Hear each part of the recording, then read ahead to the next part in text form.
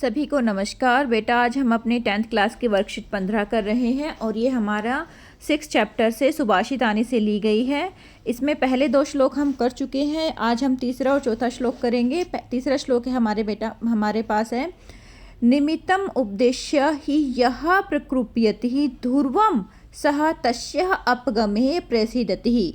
निमित्तम उद्देश्यम का मतलब क्या हुआ? निमित्त उद्देश्य के कारण। ठीक है, अगर कोई उद्देश्य है, कोई कारण है जिसके कारण जिस उद्देश्य के कारण कोई क्रोध करता है, प्रकृप्यति। ठीक है, कुप धातु जो होता है क्रोध के अर्थ में होता है और प्रा इसमें उपसर्ग बेटा। प्रकृप्यति जो किसी निमित्त कारण के क्रोध करता है, ध्रुवम निश्चय ही। ध्रुवम का क्या अर्थ होता है? निश्चय ही। सह वह तस्य अपगमे उसके नष्ट हो जाने पर अर्थात उसके समाप्त हो जाने पर प्रसिद्धति ही प्रसन्न हो जाता है। अगर कोई व्यक्ति किसी कारण से क्रोध करता है तो वह उस कारण के दूर हो जाने पर या समाप्त हो जाने पर निश्चय ही प्रसन्न हो जाता है।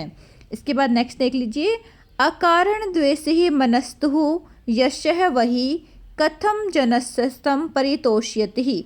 अब ये क्या कह रहा है? अकारण द्वेषी जो बिना कारण के ही, ठीक है, मनस्तु यश है जिस व्यक्ति का मन जो होता है वह बिना कारण के ही द्वेष करने वाला होता है। ठीक है, अकारण द्वेषी बिना कारण के ही, मनस्तु मन, यश है वही जिस व्यक्ति का अकारण ही द्वेष करने वाला मन होता है। कथम जनस्य है किस तरह से उस मनुष्य को पारितोषियति ही कोई प्रसन्न करेगा, अर्थात उसे कोई भी प्रसन्न नहीं कर सकता है। उस तरह के व्यक्ति को कोई भी प्रसन्न नहीं कर सकता है जो बिना कारण के ही द्वेष करता है। ठीक है बेटा, उसके बाद नेक्स्ट है, इसकी हिंदी के बाद एक पदेन में उत्तर आपको देना है। वैसे मैंने आंसर आगे लिखे हुए हैं लेकिन यहाँ पर भी समझ लीजिए। नरः कम उद्देश्य प्रकृप्यति ही, तो यहाँ पर क्या आ जाएगा? निमित्तम। नरः निमित्तम उपदेश्य प्रकृप्यति, अगर मनुष्य किसी कारण से ही क्रोध होता है। आकारण द्वेषी ही किम अस्ति ही, आकारण द्वेषी क्या होता है? मनः अस्ति ही। पूर्ण वाक्य में उत्तर में पूछा हुआ है, कस्यः मनः आकारण द्वेषी अस्ति, किसका मन आकारण द्वेषी होता है? तो अकारण द्वेष करने वाला उस व्यक्ति का मन होता है। तो हमारे उसमें था यश्य, किसके लिए बोला गया था? जनस्य, उस व्यक्ति के लिए बोला गया तो जनस्य है मनः आकारण द्वेषी अस्ति ही।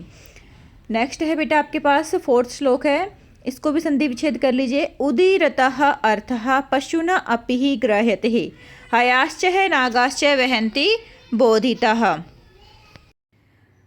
उदीरतः का अर्थ होता है कहे गए, अर्थः अर्थ, ठीक है।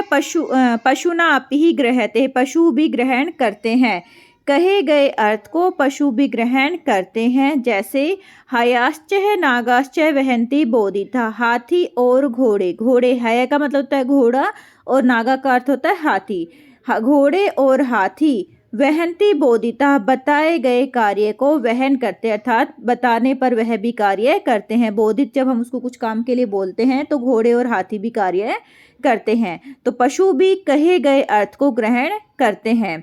अनुक्तम अपि उहति, यहाँ पर संधि विच्छेद कर दिया बेटा मैंने। अनुक्तम, अनउक्तम बिना कहे गए, उक्त को होता है कहा जाना और अनुक्तम क्या मतलब होगा? बिना कहे जाने पर भी। ठीक है, अनुक्तम अपि उहति, बिना कहे जाने पर भी। पंडितो हो जनः, जो ज्ञानी व्यक्ति होते हैं वे बिना कही जाने पर बातों का भी क्या कर लेते हैं?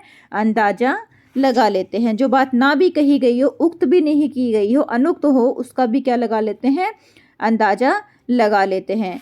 और बुद्धिमान जो व्यक्ति होते हैं, बुद्धि है मतलब बुद्धिमान व्यक्ति क्या होते हैं?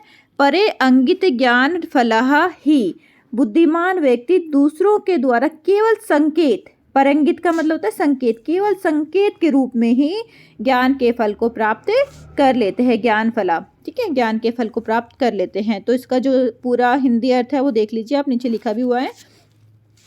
पशु भी कहे गए अर्थ को ग्रहण कर लेते हैं। उदीरतः का अर्थ होता है कहे गए, और घोड़े तथा हाथी बताए गए कार्य को वहन करते हैं। ज्ञानी व्यक्ति ना कही गई बातों का भी अंदाजा लगा लेते हैं। अनुक्त, ठीक है, अनुक्त अपि उहति, बिना कही बातों का भी अंदाजा लगा लेते हैं। परंगितः ज्ञानफला ही बुद्धि, और बुद्धिमान जो व्यक्ति होते हैं वह दूसरों के द्वारा केवल संकेत, परंगित करने से ही, संकेत के द्वारा ही ज्ञान के फल को प्राप्त कर लेते हैं। तो ये इसके बाद बेटा इसके क्वेश्चन आंसर थे। एक पदेन में उत्तर देना है आपको।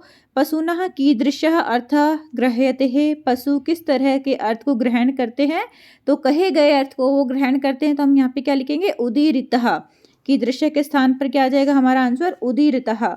ऐसे ही नेक्स्ट है, हया नागाश्च कथम वहन्ति, हाथी और घोड़े क्या क्या कैसे वहन करते हैं। जब उनको कहा जाता है, बोधितः की करवाया जाता है, तब वो ग्रहण करते हैं। तो यहाँ कथम के स्थान पर बोधिता आ जाएगा बेटा, ठीक है। कहे जाने पर तो हाथी और घोड़े भी वहन करते हैं, बोझ को जैसे ढोते हैं, तो इसके लिए बोला गया है।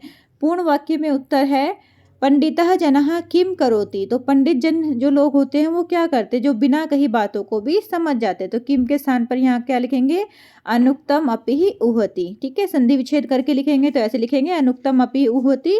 और अगर आप बिना संधि विच्छेद करके लिखना चाहते हो बेटा, तो आप आंसर ये लिख देना, ठीक है। ये वाला जो ये आपका आंसर है, ये वाली लाइन का, इस आंसर को लिख देना। ओके बेटा, तो अब इसके आंसर देख लीजिए और अपने नोटबुक में इसमें स्क्रीनशॉट ले लीजिए और अपने नोटबुक में लिख लेना। निमित्तम मनः यस्य यजस्य मनः अकारणदेशी उदीरितः बोधितः पूर्ण वाक्यम उत्तरत में आ जाएगा आपका, पंडित जन अनुक्तम अपि उहति ही। ओके बेटा, अपना ध्यान रखना।